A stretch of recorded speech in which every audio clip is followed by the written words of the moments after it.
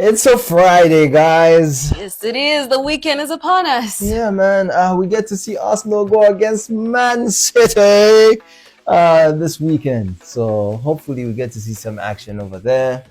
Every time you mention Arsenal, my brain goes into fight or flight. Yeah, you're Because supposed to be happy. You've traumatized Because me. you get though. an opportunity to beat Man City. That took the Anyway, trophy this away is from you. NBS Culture Connect. My name is Tracy. And I'm Mankind's one of a kind, Chimp. Let's get started. In the headlines, Lugabire Sandoz for kids. All shots, no gigs. Cindy versus Sheba round 2. UG Economic Forum. Let's get started. So Tracy, I have a wild question. Do you know what a Lugabire is? I don't know why you ask me questions when you know I don't know the answer. So a Lugabire is basically a sando made out of tires. Oh. Have you seen a Lugabire before? Yes, I have. You've seen it like in the village and them ones. Yes, I've been in the village. Yeah, so His Excellency Yoweri Kaguta Museveni has encouraged parents to buy the Lugabire for school-going children. Yeah, man. Some of them be going to school barefoot, you know, Exactly. something to protect their feet. He said he does not want to see kids going to school barefoot. You know, they need to be wearing something. And he does believe that this one is a durable solution to that particular problem. And not so expensive. Not so expensive, it's durable, it's safe, it will last forever really. And it also reduces the imports of these particular goods. Yet we can make these ones here, you know. Why don't we wear these ones and go to school with them? Job creation. Now, Tracy, would you allow your child to go to school in Lugabire? If I don't have money to buy for them shoes. But have you seen a Lugabire? Yes, I have. But a win is a win at the end of the day. As long as they have something protecting their feet. All right. So one of our favorite duos, James and Fuhad. Things are not all giggly. Yeah. It's Yeah. no longer a shots and gigs situation. It's just shots fired. Yeah. Ra-ta-ta-ta. Basically, what happened was they went on a podcast by a man named Andrew Schultz, and he said a couple of things. Now, he's notorious for being a little bit controversial when it comes to things like race, and he said a couple of things against Black women and just minorities in general. Yeah. And these guys were either laughing or quiet or saying the wrong thing. So naturally, social media is up in arms because they are loved. People love their content. They make so many people laugh, you know? Yeah. So now people are kind of, and then they released an apology. Yeah. They apologized and said, we're sorry. You know, the things that the guy said triggered a fight or flight situation. But then people were like, and even Andrew Schultz himself came out and was like. So the thing with this is it's like Dave Chappelle, you know? What it reminds me of is Dave Chappelle. The jokes are going to hurt certain people, right? But while Dave Chappelle is making these jokes, you're gonna laugh, right? But now you have a mic and you're supposed to say something. So you don't know what you're supposed to say in real time sometimes. You know? You might say something that's, you know, funny, but it's not for you to laugh. Yeah. While people are watching you laugh and not for you to react. You know? So sometimes it's kind of hard to say the right thing all the time. And this is something that has happened to so many famous Black people. But I think what makes it worse is that Andrew Schultz responded to their apology and said, now what are you doing? Your production team reached out to us and told us to remove certain clips. Why didn't they tell us to remove this clip? How can you say it triggered fight or flight when you're here laughing with me? And that guy has nothing to lose really, because this is what he does. That's what he does. That's what he be doing. So he ain't lying. You know? We'll see how this unfolds. Cindy versus Sheba round 2. Cindy, man.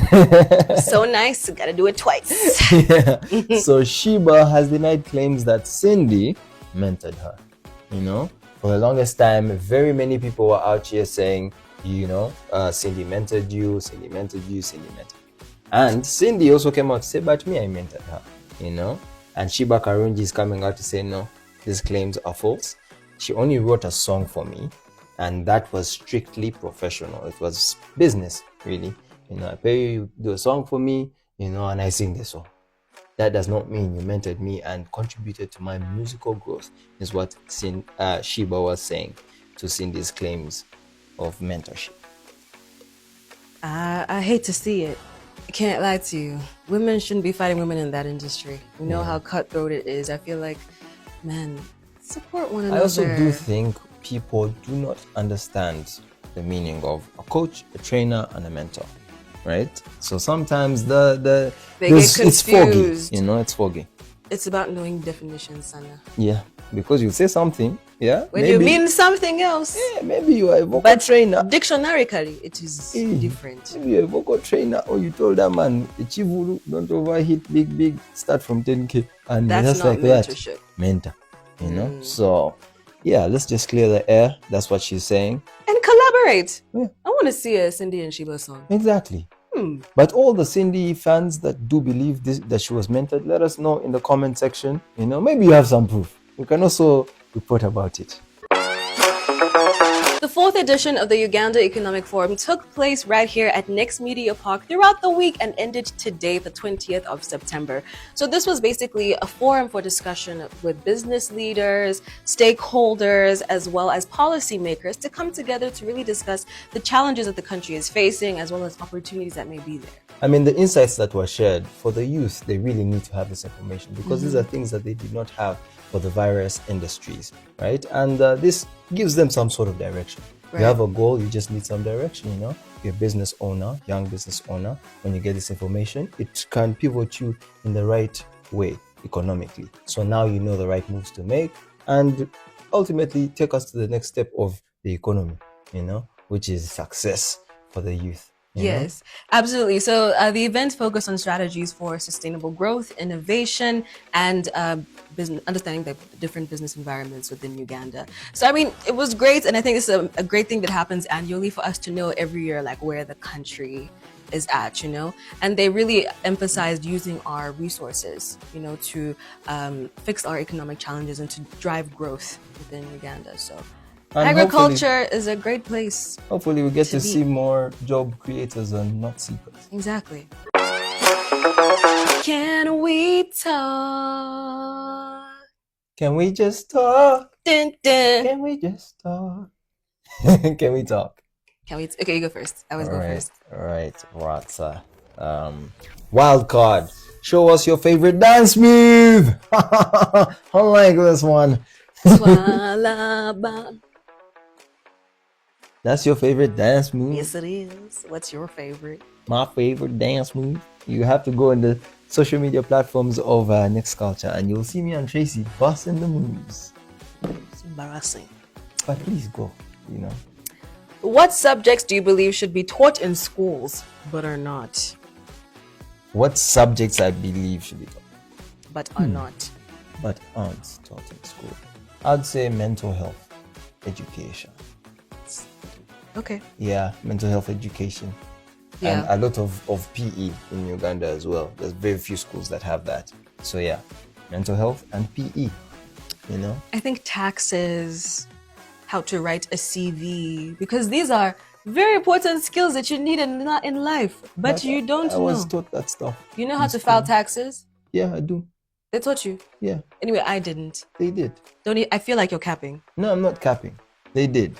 Only if you studied BBM, those BCom things. Yeah. They taught you how to file a tax, how to How apply do we for have it. tax consultants if they don't teach it in school? If They you do, go you just and have to- start, come on. This is not, I'm thinking like in high school, okay? What's wrong with you? Take your card. But yeah, they don't teach us how to file taxes. Read the card. But yeah. What was the first thing you bought with your very first paycheck, Tracy? My very first paycheck. It was around Father's Day. I went and I bought gifts for my dad. I bought him his favorite wine. I bought him an expensive sweater. I was like, yeah, my first salary. That's I get nice, to buy man. something nice for my dad. Yeah. Yeah. What about you? For me, it was a service that was conducted, medical procedure. It was my little brother. He had a chipped tooth, right? He had a chipped tooth, so that's what I did. I told him, hey man, I get my first paycheck, we're gonna fix that. And we did. Aw, sweet. Yeah. All right. If you were guaranteed an honest answer to one question, what would you ask and to whom? What? If you were guaranteed an honest answer to one question, who would you ask and to whom? That's a tight question, I'm not gonna lie. One honest answer. Who would you ask? And who would you ask? What would you ask and who would you ask? Yeah, this one is the first one to answer here. You the thing. Skip! It's a tough Read one. I had to the skip next that one. there. What is your go-to remedy for turning a bad day around? Going home. So run away. Just run away. That's a nice one. I'm not gonna lie. Turning a bad day around, you know. Isaiah 35 is what I tell myself, so I can just be in a good mood. I pray and maybe just call my mama, you know, or just shake it off. Yeah. Then we restart. Period. Yeah. Okay, last one. Wild card. Pick one person and tell them what you admire most about them. Pick one person, like here, Yeah. and I tell them. Like Lotus, what do you admire most Okay. about Lotus, I like how you are very timely. Kaka, I like how you say whatever you want to say. They said pick At one any person. time. They said pick one person. Mercy. Well, go on. She doesn't know what's happening. TJ, I like how you're a hardworking lad. Proactive. You know? Proactive. Yeah. Tracy, Please. I like your outfits and your shoes. Thanks. Yeah. Mark, I just like you. Okay. Yeah. You?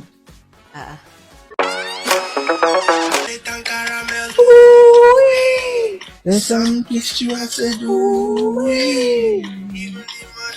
Ooh-wee. Oh, yeah, chocolate and caramel. Ooh-wee, ooh-wee. We love our team like we love chocolate and caramel. Yes, we do. Ooh-wee. And because we love him so much, we're gonna bring them up here. Yeah, you already know the vibes. Let's start with our little Miss Sunshine. Yeah, Miss Lotus. and today she's rocking that black and yellow, Black and yellow, black and yellow. You know know what what it it is. Then we have to go to Kakademos and clients. Hey, our on-air Right there talent. over there, on air talent, co-producer, videographer. Guys, check him out. He's editor. the baddest guy. Check him out on Yeah. Tech Connect. I interviewed him about cameras. Check him out on Amazing. TikTok. He's also a comedian there. Then we have to talk about the one and only guy that makes sure you guys get this content promptly. You know, To make sure very you see hardworking us. guy. TJ. He's always rocking blue, but he's never blue. Period. TJ. Yeah, we're gonna say adios. On one, at your own one. On At one. the count of one. Hey. At the count of one. On the count of 1, 2, 3. What do we say? Adios. Adios. Cheerio. Mukene. Cheerio.